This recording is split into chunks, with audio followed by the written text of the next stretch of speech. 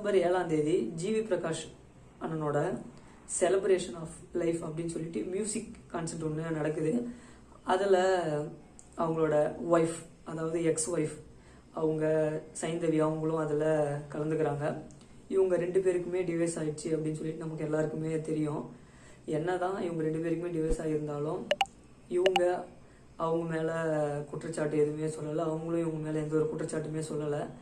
Social மீடியாவில் தான் நிறைய பேர் நிறைய விதமாக பேசுனாங்க. என்னன்னா இவங்க மேலே தான் தப்பு, சைந்தவி மேலே தான் தப்பு, இது எல்லாமே ஜிவி பிரகாஷ் அவர்களுக்கு தெரிய வந்துடுச்சு, அதனால தான் பிரிஞ்சுட்டாங்க. இன்னும் சில பேர் பார்த்தீங்கன்னா ஜிவி பிரகாஷ் அவர்கள் மேலே தான் தப்பு, கடைசியாக வந்த சில படங்கள் நடித்தது அவங்களுக்கு பிடிக்கல, அதனால தான் அவங்க டிவைஸ் பண்ணுறேன் அப்படின்னு சொல்லிட்டு நிறைய பேர் நிறைய விஷயத்த பேசியிருந்தாங்க. இது எதையுமே அவங்க கண்டுக்கல. அவங்க ஏதோ ஒரு விஷயத்தில் அவங்க 2 பேரும் பிரிஞ்சுட்டாங்க. ஏதோ ஒரு அவங்களுக்குள்ள இருக்க ஒரு மிஸ் அண்டர்ஸ்டாண்டிங்கால அவங்க பிரிஞ்சுட்டாங்க. இதுக்கப்புறம் நம்ம இந்த ஒரு ரிலேஷன்ஷிப்பில் இருந்தால் நமக்கு கண்டிப்பாக ப்ராப்ளம் இருக்கும் அப்படின்னு சொல்லிட்டு இந்த ஒரு லைவ் கான்சர்ட்டில் பார்த்தீங்கன்னா வேற லெவலுங்க. அதை பார்க்குறது அவ்வளோ ஒரு ஹாப்பியாக இருந்தது. ஏன்னா இவங்க 2 பேரும் சேர்ந்து பாடினாங்க. டூயட் சாங்ஸாக இருக்கட்டும், நிறைய சாங் பண்ணாங்க. அதுலேயும் ஜிவி பிரகாஷ் அவர்களே சொல்லியிருக்காரு ஒரு இன்டர்வியூவில், அவங்க 2 பேரும் ஒன்றா இருக்கும்போது என்ன சொல்லியிருக்காருன்னா, அவங்க அங்கே ஒருத்தவங்க கேட்பாங்க, உங்கள் ஒய்ஃபுக்கு நீங்கள் எந்த சாங்கை டெடிகேட் பண்ணுவீங்கன்னு சொல்லும்போது அவரே சொல்கிறார், அவங்க பாடின பாட்டு பிறை தேடும் இரவிலே அப்படின்னு சொல்லிட்டு இந்த சாங்கை தான் நான் டெடிகேட் பண்ணுறேன்னு சொல்லிட்டு அந்த பாட்டை அவங்க மேடையில் பாடினாங்க.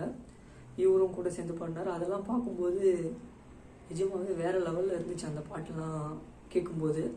அப்போ ஒரே விஷயம் தான் தோணுச்சு, இதயங்களால் பிரிஞ்சாலும் இசையால் நம்ம 2 பேரும் ஒன்றா சேர்ந்துருக்கோம் அப்படின்னு சொல்லிட்டு. இதை நான் ஒரு இன்ஸ்டாவில் இந்த வரிகளை நான் பார்த்தேன்.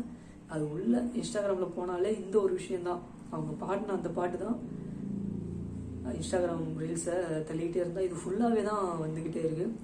நிஜமாகவே எவ்வளோ பாட்டு நல்லா சூப்பராகவே இருந்துச்சு அதை பார்க்குறதுக்கு. அதுவும் இப்படி மிஸ் அண்டர்ஸ்டாண்டிங்கால் டிவர்ஸ் ஆகி போயிட்டு இப்போ இந்த ஒரு மியூசிக் இந்த மேடையில் பார்த்தீங்கன்னா அவங்க 2 பேரும் பாடும்போது அவ்வளோ ஒரு அழகாக இருந்துச்சு. அதே சமயம் லாஸ்ட்டாக பார்த்தீங்கன்னா இவங்க எந்த ஒரு ஈகோவும் அவர் மேலே இல்லாமல், அவரும் எந்த ஒரு ஈகோவும் இல்லாமல் அவங்க நல்ல புரிதல் இருக்குது. அதுன்றது வேற, இதுன்றது வேற, இங்கே இப்படி தான் இருக்கணும்னு சொல்லிட்டு அவங்களுக்குள்ள ஒரு புரிதல் இருக்குது. இவங்க இது மாதிரி ஒரு நல்ல சாங்ஸ்லாம் எனக்கு வாய்ப்பு கொடுத்த ஜிவி சார் அவர்களுக்கு நன்றி அப்படின்னு சொல்லிட்டு இவங்க சொல்கிறதும், அதுக்கு அவர் ஆன்சர் பண்ணுறதும் ரொம்பவும் எல்லாமே பார்க்கும்போதே அழகாக இருந்துச்சு.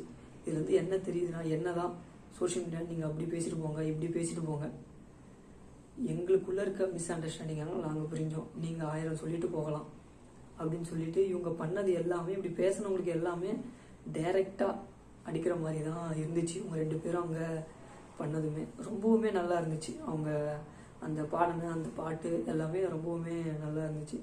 அதான் என்ன சொல்கிறேன்னா, ஒரு விஷயம் தெரியாமல் யாரையுமே போயிட்டு இப்படி ஆயிடுச்சு அப்படி ஆயிடுச்சுன்னு சொல்லிட்டு எதுவுமே சொல்லிட்டு இருக்காதீங்க.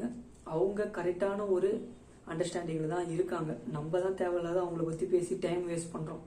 நம்ம இதிலே புரிஞ்சுக்கணும், அவங்க மெச்சூராக அவங்க இதுக்கு மேலே நமக்கு ரிலேஷன்ஷிப்பில் இருந்தால் நமக்கு தேவையில்லாத பிரச்சனை வரும் அப்படின்னு சொல்லிட்டு 2 பேரும் அவங்க பிரிஞ்சிருக்காங்க. அதை விட்டுட்டு இவங்க மேலே தப்பு, இவங்க மேலே தப்பு, இதனால பிரிஞ்சுட்டாங்க. தேவையில்லாத நம்ம ஒரு கான்ட்ரவர்சி நம்ம பேச தேவையில்ல. இன்ட்ரெஸ்டிங்கான கான்வர்சேஷன்ஸ் இந்த மாதிரி நீங்கள் டெய்லி நிறைய பார்க்குறதுக்கு சப்ஸ்கிரைப் பண்ணுங்கள்.